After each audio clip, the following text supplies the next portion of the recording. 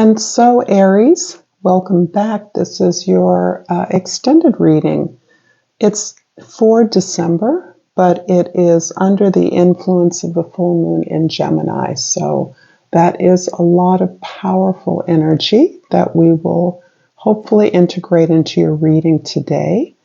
I will continue to clarify the King of Cups with the Star card in the second house and the Wheel of Fortune in the third house.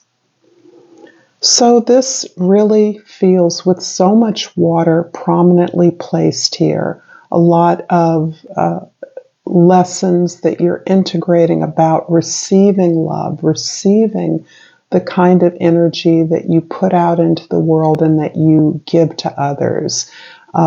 Stepping back from your customary caretaker role is part of the healing that you're experiencing, and where you are really looking at the concrete steps that you can take and the values that are significant to you. You are inspired, you are hopeful, you've gathered and are accruing a lot of faith in your experience, faith in who you are.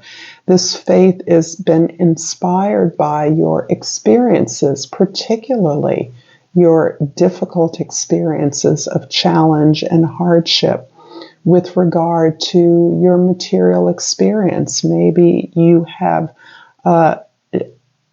denied yourself material resources or experiences because you've come from an experience of lack. But this is a trusting more in your ability in the universe to ensure that you are protected and that you're moving in a direction that counters the social narrative in many ways. That your faith in that you are now on a path that is intended for you to actually build on. Depending on where you are in life, if you're at the beginning of your life, you have an opportunity to participate in something that is a large social, tribal, association-wide experience. But for those of you that are midlife or older, you are actually recognizing the concrete tools and resources to build towards something that you have always invested your belief in. And you're turning a corner in your resignation and acceptance of yourself, of a way of honoring yourself as an individual, your individual experiences as verifying the path of the world that you want to see. So you're very much receiving the luck and good fortune of your opening up to the magical opportunities that exist around you. And there's a kind of a karmic association with this particular moment for you, where goal setting is very much about the global climate in the world right now. This full moon in Gemini is squaring Saturn, which is all about being okay with, more than okay with, not spending time as the holidays are upon us with the people that you feel you should spend time with the people that you always have spent time with, knowing it's okay to set those healthy boundaries, to enjoy your own cozy experience, your own nesting experience. The Seven of Wands in the fourth house is clarified by the Hierophant in the fifth house, and the Ace of Cups is repeated again in the sixth house. So there's a strong message about taking care of your health and taking care of the environment. They're very much linked here. This is, again, verifying the fact that for many of you, you will be elevating your activism in some way that allows you to teach, train, or guide others into productive ways of resisting some of the standard norms of our society where abuse or exploitation is accepted. And you have opportunities not only to counter that through your own actions, but help others to understand the link between our physical, personal experiences of our bodies and the physical experience and health of the planet. This is really your own healing experience writ large in the cosmos, so that things are connecting for you in a way that is being supported by the actually challenging events of the world.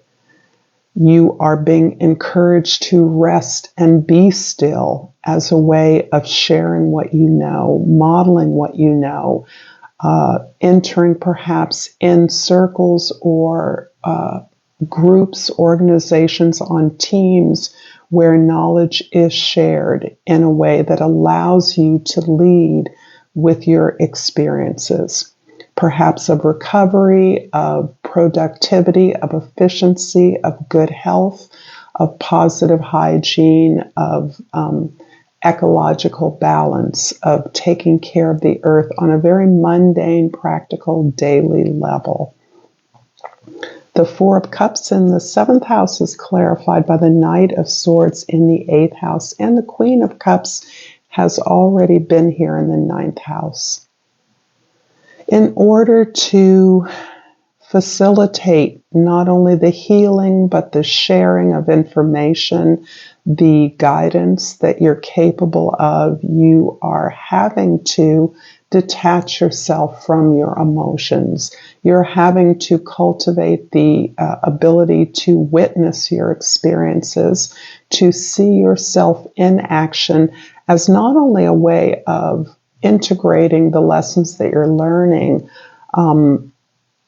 but of being curious, finding out, researching, looking into, pursuing new ideas, open to new beliefs, recognizing that the old beliefs that have been shed have already been replaced by beliefs and ideas that you are now documenting, recording, researching, and facilitating, discussing, or engaging in discourse around these ideas, that you actually are someone who can be active in some aspect of research or pulling together the details, the connections, the ideas in a way that makes it a useful record for others. The Queen of Cups here, as has been spoken about, really forms this divine couple of the King and Queen of Cups. And this is really talking about the capacity within you to activate and understand the nature of what healing and receiving love, how it works with your assertion and your building of vehicles, healing vehicles, positive stories of recovery, of the recovery of faith and hope, as well as reinstituting healthy practices personally and for the environment.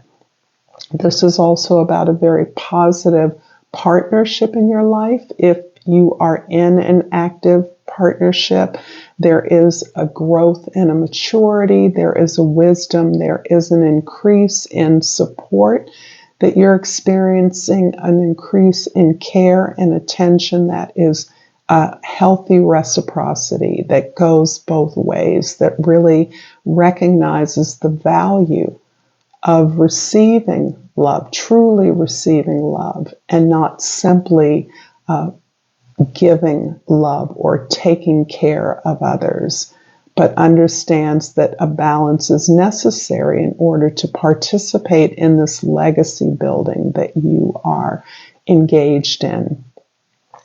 The 10 of Pentacles in the 10th house has been clarified by the 8 of Wands in the 11th and the Chariot in the 12th house. The Chariot is interesting. Not only are you increasing the activity of networking, sharing ideas, exchanging information, research, finding models, creating vehicles where dialogue can occur, where sharing of resources can occur productively and in an organized fashion. But you're also really confirmed in your personal limitation. This is reinforcing those boundaries that you've set, most significantly with your family members, intimates, and how this spills or defines every area of your life. Clarifying your expertise, your destiny, your path, what you know to be so, what you believe to be true, is aided, and your ability to exercise that knowledge is aided by boundary setting and this release of the need to fix things, this release of the desire to control things, to take care of others, to plan the itinerary, to be the one who comes in with aid, to really allow yourself to instead focus on supporting and envisioning your goals, your targets, whatever they may be. And for many of you creatives, this is about finishing that project that may have lingered, that you may not have even started, formulating the project and going for it, letting the struggles and conflicts around you exist, accepting the environment as necessary, perhaps, to your attention, focusing your attention, sort of synthesizing that energy into the things that you know will create the kind of abundance and generate the prosperity and availability of resources for everyone. I'm going to pull two oracle cards at the end of this extension, and as always, please like, share, comment, and subscribe if appropriate, if this reading is resonating for you. And I pulled Spend Time on You, Balance Yourself. Well, this sounds entirely appropriate. And I'm also going to pull a card from the Nap Registry by Tricia Hershey. This is created as a way of elevating the necessity for rest in our grind culture, how we resist rest and how we need it. And because these cards are new, they're pretty sticky, but I've pulled, I will daydream a little. I will make space. And the back of the card reads, best practice, the ability to imagine has been stolen from you. It's radical to tap into a daydreaming practice. You must imagine what is possible. Your rest is possible. Thriving in rest is possible. Crafting space for rest is possible. Nothing can heal without imagination. It is your hope and desire to dream yourself free from grind culture. There you have it. Until next time, Aries, namaste.